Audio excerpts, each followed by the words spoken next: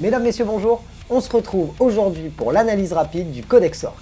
Bienvenue dans la Wargame Room.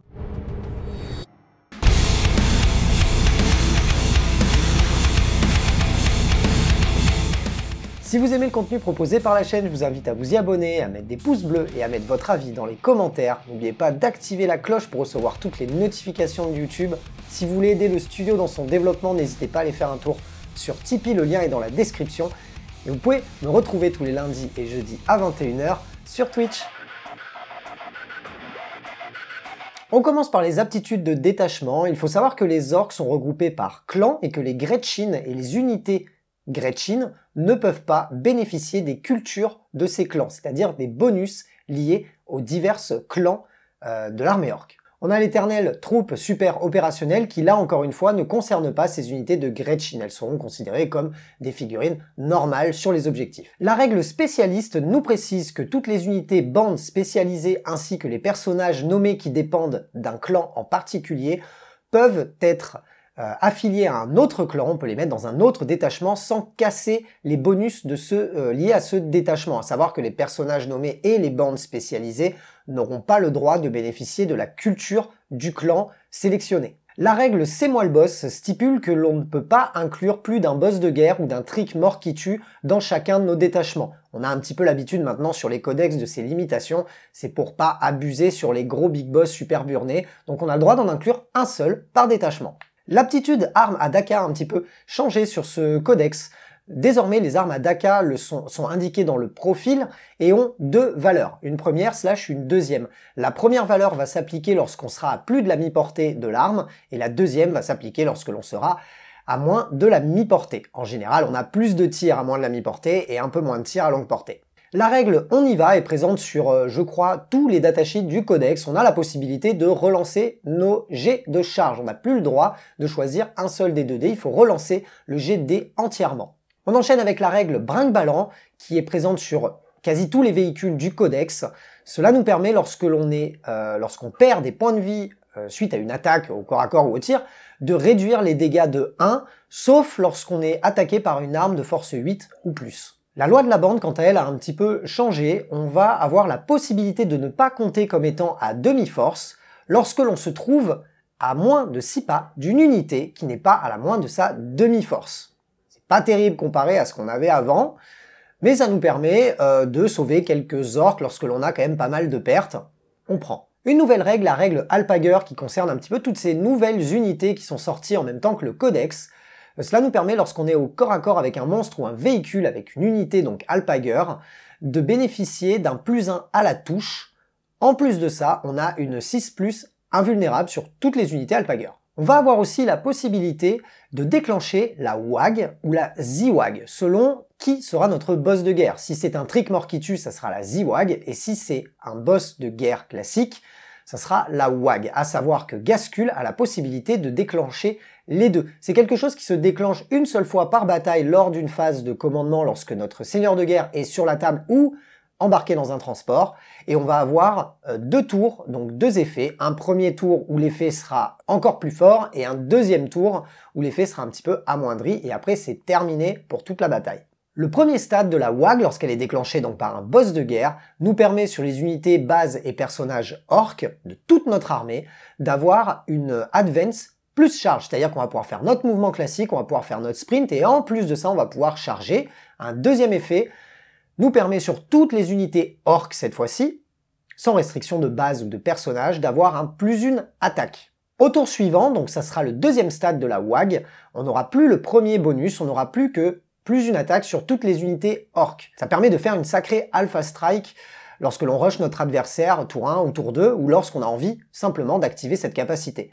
Et lorsqu'on active la Z-WAG, grâce au trick mort qui tue, ce boss de guerre qui est à moto, on va avoir donc sur les véhicules et motards orques de notre armée un bonus de +1 attaque par arme à Daka et un bonus de -1 supplémentaire à la pénétration d'armure. On aura en plus sur toutes les unités orques de l'armée la possibilité d'ignorer les malus à la touche lorsque l'on tire avec des armes d'assaut et que l'on a Advance.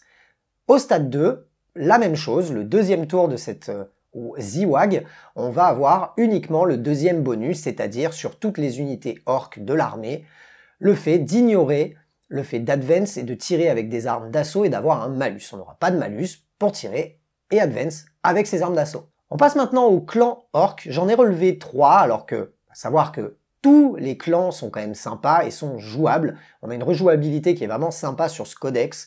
J'ai noté quand même les 3 qui me font un petit peu le plus kiffer personnellement. Ça va être les Goths, les Snakebite et les Deathskull. Les bonus liés au clan Goth vont vous permettre sur vos unités, lorsqu'elles ont chargé ou effectué un mouvement, enfin une intervention héroïque, d'avoir un +1 à la force. En plus de ça, au corps à corps, toutes les touches de 6+, feront une touche supplémentaire. Donc quand on a des gros packs d'or qui font déjà beaucoup d'attaques, je peux vous dire que ça commence à dépoter pas mal. Vous aurez compris que le clan Goth est fait pour le corps à corps, c'est le clan de Ghazghkull Traka. On va avoir envie de faire des marées d'orques, de les envoyer dans la tronche de notre adversaire et de voir ce qui se passe. Et en général, ça fait quand même pas mal de bobos. Le trait de seigneur de guerre, trop balèze, nous permet d'avoir plus une attaque et un -1 à la PA supplémentaire sur le seigneur de guerre, qui aura ce trait. Quant au stratagème, Carnage sans borne qui coûte 2 points de commandement, nous permet, sur une unité, de proc ces fameuses touches supplémentaires non pas sur du 6+, mais sur du 5+. Donc là, ça commence à pas rigoler, le stratagème est un petit peu cher, mais il est quand même très fort. Je vous conseille de le tester, vous allez voir que c'est super rigolo.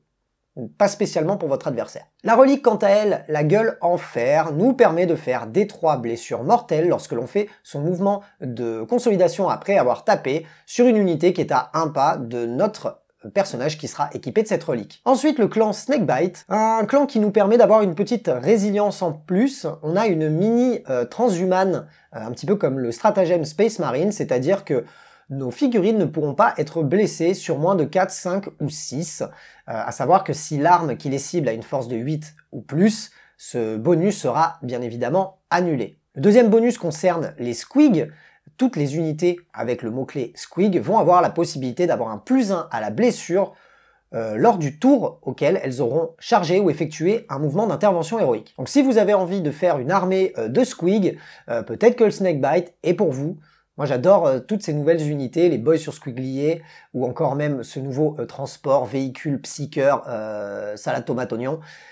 J'adore ces nouvelles unités et j'aime beaucoup ce trait, j'aime beaucoup cette culture. Le trait de seigneur de guerre, quant à lui, est méchant comme un squigout, vous permet de relever la figurine, donc il y a ce trait de seigneur de guerre, sur un 4+, avec des 3 PV perdus. L'incantation mystique, le stratagème lié à ce clan, coûte 1 point de commandement et vous permet de tenter une abjuration de sort avec n'importe quelle unité donc de ce clan. La relique, quant à elle, la bombe qui buzz de Brog, est une grenade qui a une portée de 6 pour 3 D6 tirs en déflagration.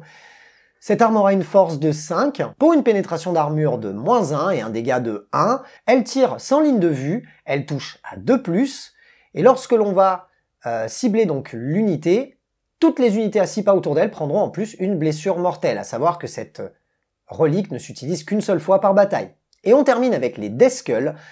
J'aime beaucoup ce clan puisqu'il est quand même pas mal taillé pour cette V9 qui consiste à garder des objectifs et on est très content d'avoir plein d'unités objectifs sécurisées. Qu'est-ce qui se passe quand on joue le clan Deathskull? Eh bien toutes nos unités d'infanterie, je parle par exemple des commandos, sont des unités qui sont objectifs sécurisés. En plus de ça, on va avoir la possibilité de relancer une touche ou une blessure par unité. C'est peut-être pas le truc le plus fou, par contre on va avoir un insensible à la douleur à 5 sur les blessures mortelles. Savoir que les blessures mortelles en V9 sont vachement prisées, on a envie d'en avoir et d'en mettre dans la tronche de notre adversaire, donc un 5+, pour se prémunir de ces blessures mortelles, c'est plutôt pas mal. Le trait de seigneur de guerre nous permet de cibler un personnage lorsque l'on est à moins de 12 pas de lui et d'ignorer la règle d'attention monsieur, ça permet de toucher des unités qui pourraient être écrantées par d'autres.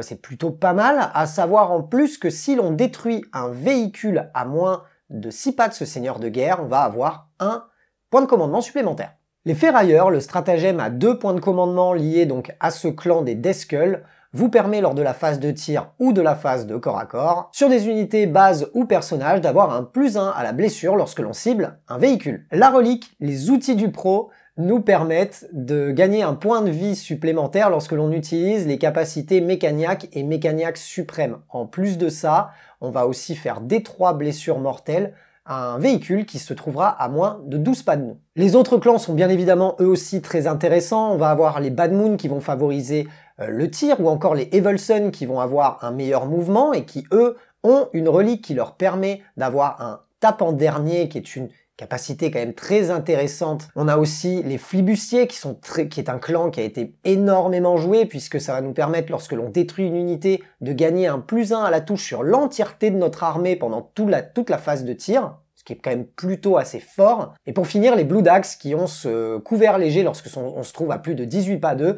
et qui en plus ont la capacité de se désengager et de tirer ou de recharger derrière. Ça peut être intéressant dans certaines constructions de listes, notamment quand on a beaucoup de buggy et de véhicules qui vont être cliqués par l'adversaire et on va penser qu'on peut plus rien faire. Et ben non, on va pouvoir se désengager et refaire d'autres choses derrière. C'est plutôt intéressant, mais assez spécifique à un certain type d'armée. Une des nouveautés de ce codex, on a la possibilité de spécialiser nos unités. Donc ça s'appelle bande spécialisée. Donc on peut promouvoir une unité de notre armée. On va pouvoir en faire une seule par détachement. Ça nous permet de changer le mot-clé de cette unité. Donc elle va perdre les bonus liés à son clan. Par contre, elle va gagner un autre bonus. J'en ai sélectionné quelques-unes pour vous. Je vais pas faire le tour de toutes les capacités. Je vous laisse le faire de votre côté. Le but est que la vidéo soit assez digeste et rapide.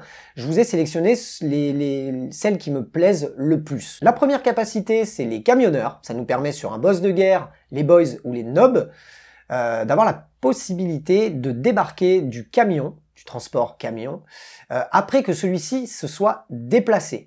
Donc ça va nous faire quand même pas mal de mouvements, une sorte de capacité qui nous permet de faire une bonne alpha strike, à savoir en plus que le camion aura +1 à ses jets de touche au tir. La deuxième que j'ai sélectionnée, c'est poutreur. Déjà j'aime beaucoup le nom, et en plus de ça, c'est une capacité qui va toujours dans la joie et la bonne humeur, dans quelque chose de très fin. Moi j'aime bien.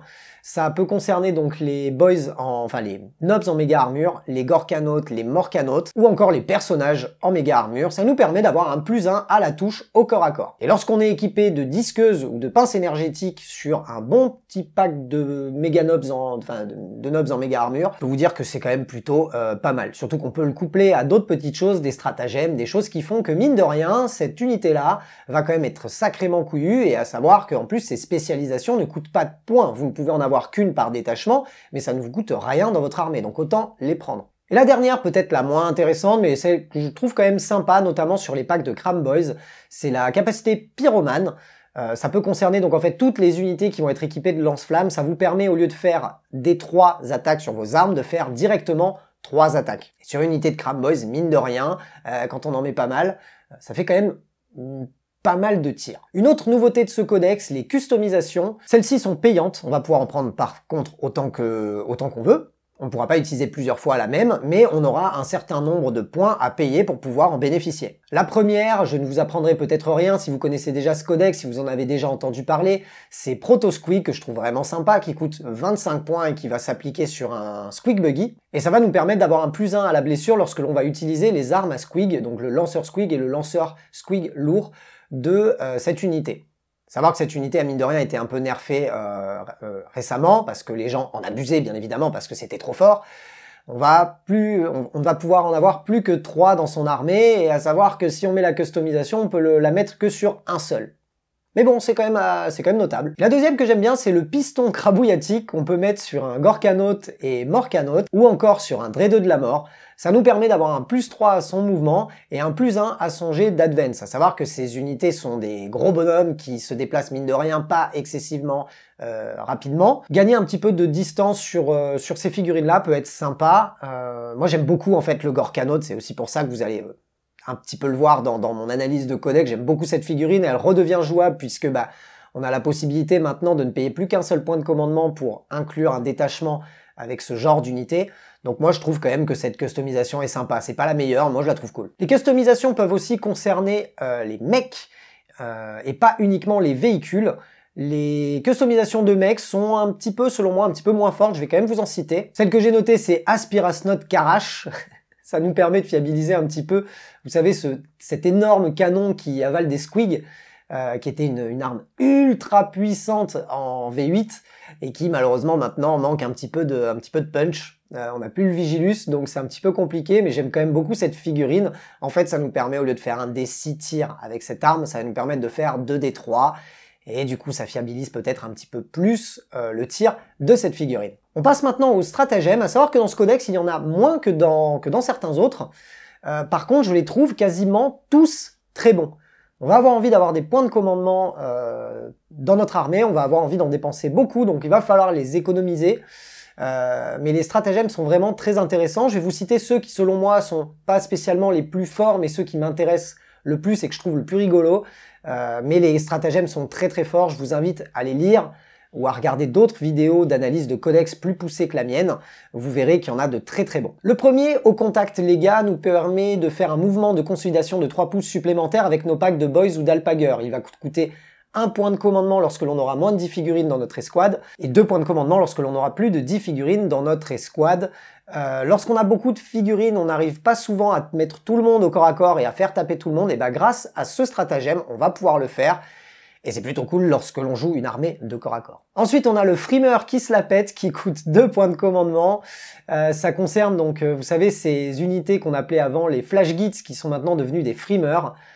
Ça nous permet à la fin de notre phase de tir de tirer une deuxième fois avec eux. Leur arme est quand même assez forte. On ne pourra tirer que sur l'unité la plus proche, mais bon, leur arme a une portée de 24 pas. On se retrouve bien souvent à tirer de toute façon sur l'unité la plus proche. Donc ça peut être pas mal à faire. Ça coûte 2 points de commandement, mais quand on voit les dégâts que peuvent faire ces armes, ça peut être quelque chose à faire. Un que j'aime beaucoup, taper plus fort, qui coûte 2 points de commandement sur les méga nobs, donc les nobs en méga armure. Ça nous permet sur les disqueuses et les pinces énergétiques d'avoir un +1 dégâts. Donc ce que je vous disais déjà tout à l'heure par rapport aux nobs en méga armure, par rapport à cette customisation, enfin à cette spécialisation, ça commence à se comboter pas mal et on va se rendre compte que ça va quand même pouvoir faire pas mal de trous. Le suivant, élan irrésistible, coûte 1 point de commandement et ça concerne votre nob sur Squeak Crazer. Cette figurine, il faut le savoir, a la capacité lorsqu'elle arrive de charge de faire des blessures mortelles et quand même pas mal à son adversaire. Grâce à ce stratagème, on va avoir la possibilité, si on a détruit cette figurine, notre nobs sur Squeak Crazer va pouvoir derrière recharger une autre unité. Alors c'est assez situationnel, mais ça peut nous permettre, lorsque l'on a 2 unités qu'on aimerait charger, dont une est pas mal amoindrie, et on va charger d'abord celle-ci, la finir grâce aux blessures mortelles, tenter le stratagème derrière pour recharger l'autre unité derrière, et on va encore refaire ces blessures mortelles, et ensuite on pourra taper. Enfin, c'est quelque chose qui est, je trouve, sympa, qui est à comboter, qui est vraiment cool. La dernière que j'ai sélectionnée, c'est le grappin d'alpagueur. Ça concerne donc nos unités alpagueur. Lors de la phase de mouvement de notre adversaire, lorsqu'il est au corps à corps avec nous, et s'il veut se désengager, on va jeter un dé sur un 4+, le mec ne se désengage pas. Reste là, on n'en a pas fini avec toi. Pour les traits de seigneur de guerre, j'en ai sélectionné 2 que je trouve très sympas. Le plus cool, c'est brutal mais rusé. En fait, lorsque l'on va taper avec ce seigneur de guerre, enfin avec cette figurine, toutes les attaques qui auront échoué, que ce soit à la touche, à la blessure, on va pouvoir les relancer. Quand on a en plus une figurine qui va faire pas mal d'attaques, on se dit qu'en gros il y a tout qui va toucher, il y a tout qui va blesser. C'est quand même assez énervé, le trait est quasiment, selon moi, auto-inclus lorsque l'on joue une armée qui va aller chercher le corps à corps, et vraiment l'alpha strike, et en tout cas la grosse poutre au corps à corps. Et le deuxième, boss tueur de gros, nous permet d'avoir +2 attaques lorsqu'on cible un véhicule ou un monstre, et en plus de ça, d'avoir un +1 à la blessure. Pour les reliques, j'en ai noté 3, on a l'armure qui fracasse, qui concerne uniquement les figurines en méga armure. On va avoir de base un +1 à notre sauvegarde. En plus de ça, on va avoir une sauvegarde invulnérable à 4+. Et en plus de ça, après avoir chargé une unité ennemie, si celle-ci est à moins d'1 pas de nous, on va avoir la possibilité sur un 2+, de faire des 3 blessures mortelles. Ensuite, on a la pince qui tue, cette énorme pince énergétique de gros malade, qui en fait, du coup, tape sans malus de -1 à la touche. Ça, c'est vraiment le truc le plus intéressant, à savoir que celle-ci aura D3 dégâts, force x2, on a l'habitude, pour une pénétration d'armure de -4. Et la dernière, les ossements carbonisés, nous permettent d'avoir un +1 sur nos psycheurs lorsque l'on fait des tests psychiques. À savoir qu'on peut aussi mettre cette relique sur un psycheur véhicule. Et en plus de ça, on va pouvoir annuler le péril du warp sur un 4+. Pour ce qui est des pouvoirs psychiques, on va avoir 2 domaines. La discipline de la WAG classique qui va concerner donc les psycheurs orques, anciennement connus dans les anciens codex, et on va avoir aussi la discipline bestiale qui concerne le tout dernier psycheur ainsi que le psycheur véhicule. Donc dans les sorts classiques, on a l'éternel sentier de la guerre qui nous permet, donc C'est un test psychique qui passe sur du 6, donc plutôt assez facile à réaliser. Il nous permet de cibler une unité base ou personnage à moins de 18 de ce psycheur, même si elle n'est pas visible, et on va avoir la possibilité de lui rajouter plus une attaque. L'éternel Also, le Da Jump, passe toujours lui sur du 7+, malheureusement, nous permet de sélectionner une unité base à moins de 12 pas de ce psycheur, pas spécialement visible, et on va pouvoir téléporter cette unité n'importe où sur le champ de bataille tant qu'elle se retrouve à plus de 9 pas de toute unité ennemie. Et le dernier que j'ai noté, l'éternel point de Gork, nous permet de sélectionner un personnage à moins de 12 pas de ce psycheur qui lui doit être visible de ce psycheur. Sur un 6+, au test psychique, on va bénéficier de plus 2 attaques et plus 2 à notre capacité de force. À savoir que si on fait un 11 ou plus à notre test psychique, eh bien le gars va devenir encore plus burné, et ben on va avoir 3 attaques et 3 en bonus à la force. Pour ce qui est de la discipline bestiale, j'en ai noté 3. La première, c'est Rétameur, que je trouve vraiment cool. Elle va être situationnelle, on va très certainement sacrifier notre psycheur, ou peut-être mettre ça sur le nouveau énorme chariot et charger avec ce chariot dans les unités ennemies. Pourquoi on va faire ça? Parce que sur un 6+, donc un sort qui est quand même assez facile à réaliser, on va pouvoir cibler toutes les unités à 9 pas autour de notre figurine. Donc je vous laisse imaginer, surtout quand c'est sur le chariot, qui a déjà une grosse empreinte sur la table, qu'est-ce que c'est 9 pas autour de lui.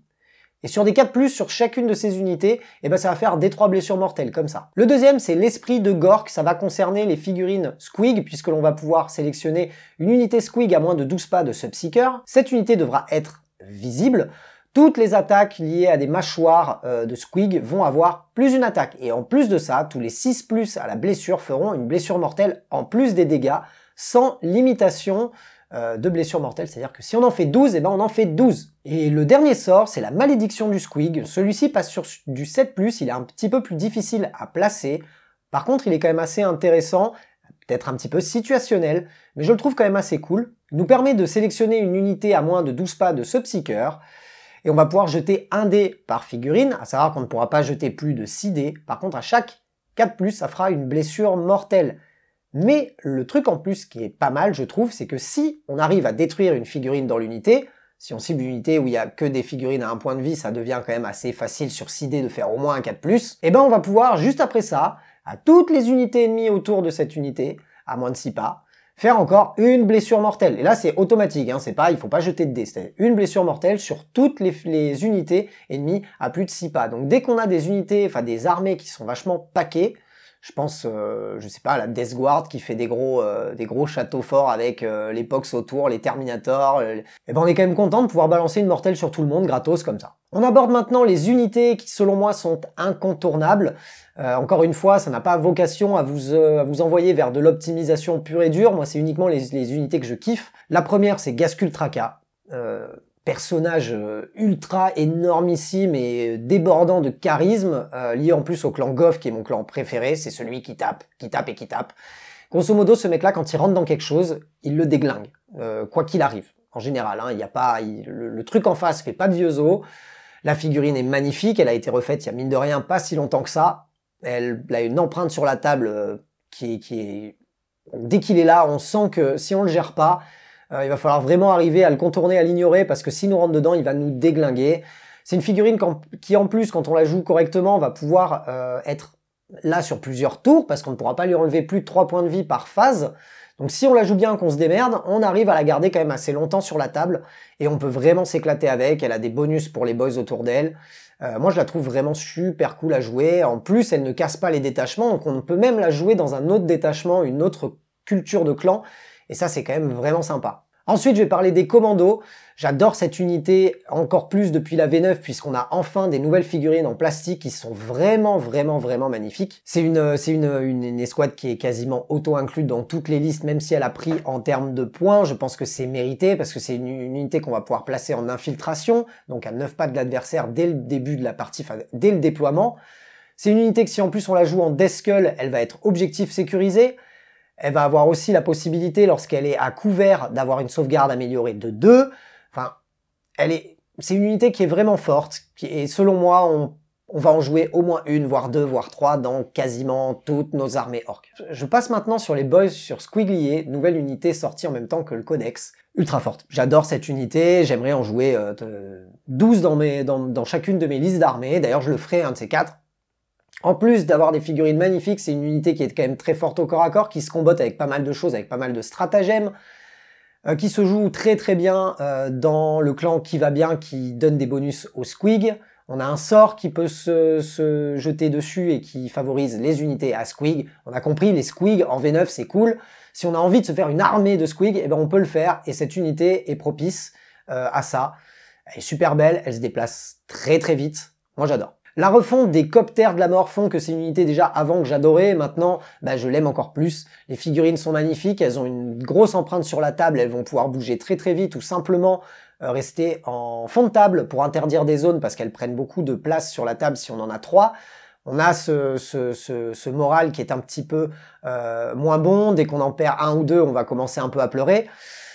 Mais c'est une super bonne unité, elle a la possibilité en plus de lâcher des bombes lorsqu'elle passe au-dessus d'une unité, elle a quand même une grosse capacité de tir, elle déconne pas du tout non plus au corps à corps. C'est une unité qui selon moi est assez complète et en plus très mobile, et la mobilité en V9, on en veut, on en a besoin.